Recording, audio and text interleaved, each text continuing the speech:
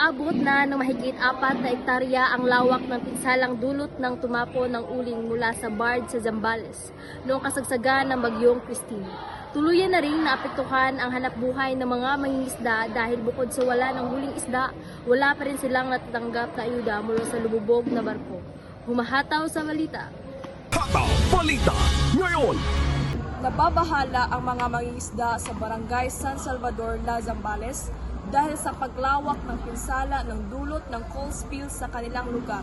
Ayon sa Philippine Coast Guard, hanggat wala pang resulta sa isinagawang water testing ang Environment Management Bureau OEMB at Department of Environment and Natural Resources Region 3. Tuloy pa rin ang fishing ban at pagkuha ng uling sa naturang barangay. Umahataw sa balita, Kayla Sumayo. Isa yan sa mga tinitingnan na measure ng government agencies na mabigyan din ng kabuhayan yung mga fishermen. Yun na nga, naapektuhan na rin yung hanap buhay nila. Hindi sila pwedeng makapangisda doon sa area. Considering yung effect nga ng coal doon sa dagat. Bali, yun sir, while we are still waiting for the result ng water testing na kinandak ng DNR. Ayon naman kay Barangay Chairman Richard Pascal ng San Salvador, Masinlog, Zambales, kailangan nilang malaman ang resulta sa ginawang pagsusuri sa tubig sa dagat. Anya hindi lamang naman mangingisda ang apektado sa coal spill, kundi ang pamilya ng mga ito dahil sa ipinapatupad sa fishing ban. Umahataw sa balita, Janice Igracion. So habang tumatagal, mas lalong nadudurog sila. Basta ang napag-usapan lang namin for the meantime is i-retrieve yung kaya naming i-retrieve. Malayo pa, marami pang bulto ng uling na nandyan sa katubigan. Ang pinoproblema po natin ngayon, Sir Iskwan, yung size ng uling na dating yung iba gaulo yung laki, ngayon makikita natin halos yung iba napupulbos na.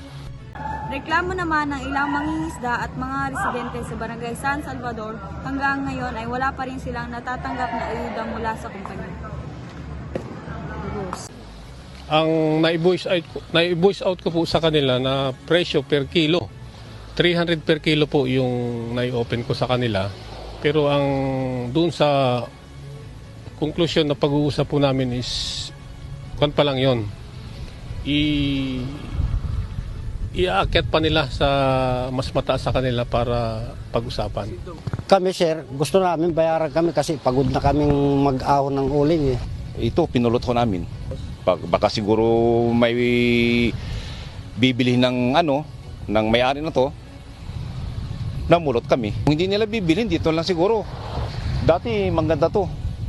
Ngayon wala na, pati ng sigras at saka yung mga sales na pang-ulam namin. Matatandaan noon ang kasagsagan ng bagyong Christine ang sumadsad ang barge sa Barangay San Salvador, kung saan nahulog ang lola nitong nasa 11,000 tons ng uling mura sa sinira ng antike patungo sa isang plansya sa La Union. Ako si Juana, umataw sa balita ngayon.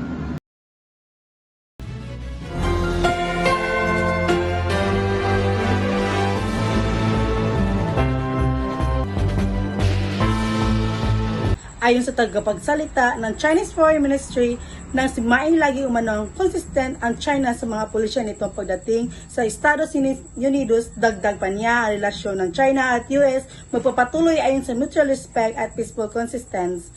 Na umano'y win-win cooperation, hindi naman nagbigay ng pahayag si Mama Ongking gusto sa plano ni US President Donald Trump na magtaas sa trade duty sa Chinese products na sinabi noong ng pamilya ng Estados Unidos sa plano nitong ipatupad ang 60% tariff Chinese imports kung siya ay mahalaga president.